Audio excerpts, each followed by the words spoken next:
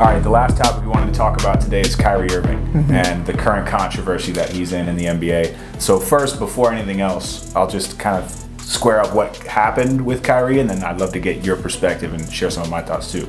So Kyrie posted a link on his Twitter to a documentary that had anti-Semitic themes, denied the Holocaust. There was a lot about that film that people didn't like, and that was offensive to a lot of people and hurtful to a lot of people and brought up a lot of trauma and a lot of pain. But he didn't explicitly say anything in that way. It was a film that he shared to a documentary. He then was fined, didn't apologize at first, then he did apologize. Now he's been suspended. So when you look at the overall situation, do you feel like Kyrie's being treated fairly? And what do you think about just the overall situation with the Brooklyn Nets? I think it's definitely, from my perspective, it's an unfair situation. Especially being a black person myself, I understand the whole, offense to, any type of hate speech or like anything that goes into, depicting a race and dehumanizing someone.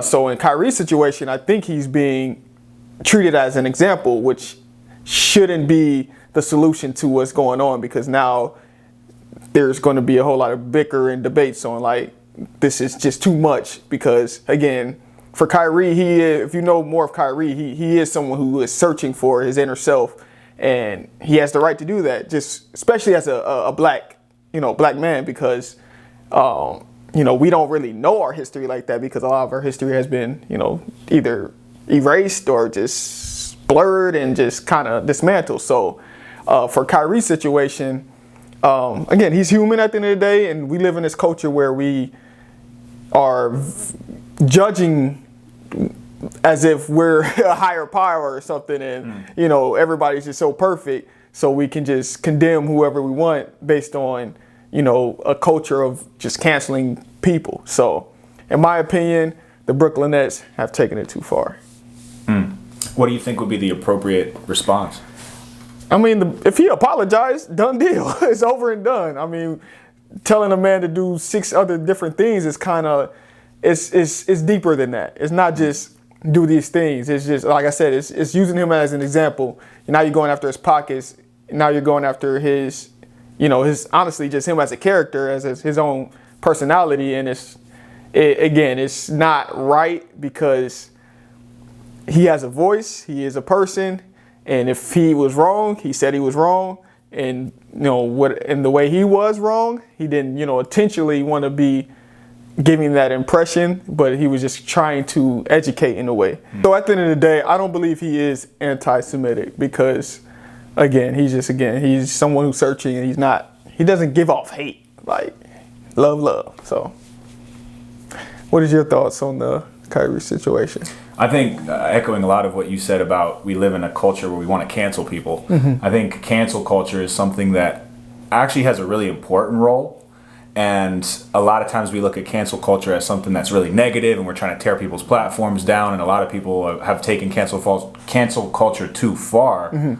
But the idea of holding people accountable publicly to the things they say and do, I think is an important thing that we have the ability to do today that we never have had the ability to do. With Kyrie in particular, I think it's gone too far. Yeah. I think hearing Kyrie in interviews, hearing Kyrie on his Instagram Live, hearing Kyrie talk about the situation, I agree with you that I don't see anything anti-Semitic from Kyrie Irving. I think he knows that posting that documentary caused people pain, but he didn't explicitly say he agreed with everything in there. He just posted a link to something that's listed on Amazon's platform as a documentary that you could watch. So I heard Jay Williams talking about this. No one's getting mad at Amazon for having the documentary and profiting off the documentary, where people are mad at Kyrie for just posting a link to it. Yeah. So I think we live in a world where Kyrie can receive that feedback because we have this cancel culture, and he can grow and develop. And Kyrie, unlike a lot of people in the public eye, is very vulnerable, is very raw. And sometimes that comes off offensive, sometimes that comes off arrogant, sometimes that comes off like he doesn't know what he's talking about. But I feel like Kyrie is one of the few people in fame in general who actually tries to be his most authentic self at every moment. Yeah. And that comes with being in the wrong sometimes. That comes with taking responsibility. Like you said, he apologized. I'm sure he's growing from it and learning from it. And I think they're using him as an example in some sense to say, we have the power to cancel you, essentially.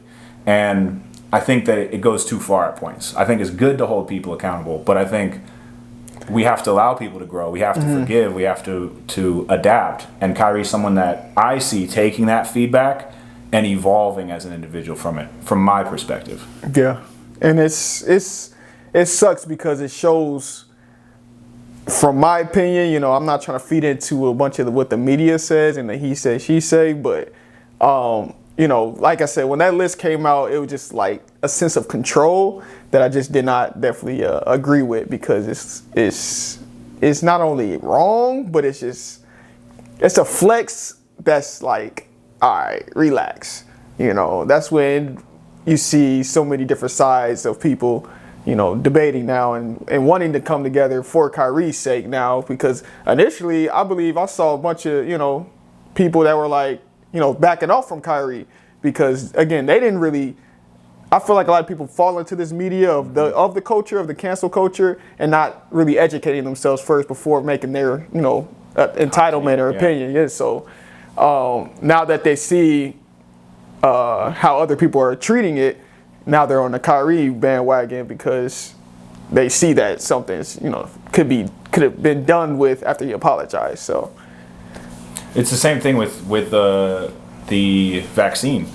Kyrie didn't take the vaccine. Everybody was pissed at Kyrie for not taking the vaccine, and then months later, everyone's like, "Well, does the vaccine actually do what we needed to do?" Yeah. And then the same people that were hating on Kyrie for not taking the vaccine later are like, "Well, he has the right to do that. Yeah. And he should be playing now." And like the story flip flop, but Kyrie's not necessarily flip flopping. He's growing from the things that he's getting called out on, but he's staying true in his pursuit of that inner self, like you said, like trying to figure out who he is, being vulnerable, being authentic. And I personally admire that. I do too. I think that's It's very inspirational, and it's a direct approach, and a lot of things that we as people we sugarcoat and we go around stuff, and it's like I personally love to be more direct, even for myself, because again, you're not really getting anywhere stepping on eggshells and, you know, trying not to hurt somebody's feelings and all that. So, as you were saying, I think it's a quality that's really important for the leaders that we look up to. And saying that Kyrie is a leader, some people would say no, he's not a leader because he's not organizing his team and doing it right on the basketball court. I think Kyrie has aspirations to be an influence to his local community, to his family, to his culture in a way that is bigger than just basketball. And I think people who are just about the basketball don't care as much about that. They're like, just lace up your shoes and play basketball. And I think Kyrie's an example of using his platform. And I think in this case, he used his platform in a way that was hurtful. But I want to see how he grows from that. And I still want to see how he responds and continues to advance. I think we need to not cancel people when they make mistakes or do hurtful things. We need to have conversations. More conversations lead to more healing, leads to more growth, leads to people changing and becoming better as an overall society. So I think somebody like Kyrie Irving is advancing the conversation in ways that a lot of people aren't. Agreed. Well, at the end of the day, this is just a conversation between two of us. And if we want to open this conversation, I think more people need to be a part of it. So we'd love to know what you guys think about everything that we're talking about with basketball, Kyrie Irving, cancel culture. What is the line where we allow people to grow and develop versus just cancel them and take everything from that person? I think we can develop into a society that's more forgiving and more progressive, but that doesn't happen just from two people talking. It happens from everybody being a part of the conversation. So what do you guys think about this? Drop a comment below. We'd love to hear your thoughts, and we're going to continue to challenge the status quo on this channel and talk more about basketball, how it impacts culture, how it impacts leadership, and NBA topics about who's the best, who's going to win, and what we think about in basketball. Awesome. Yeah, definitely drop the comments below and stay tuned for another episode.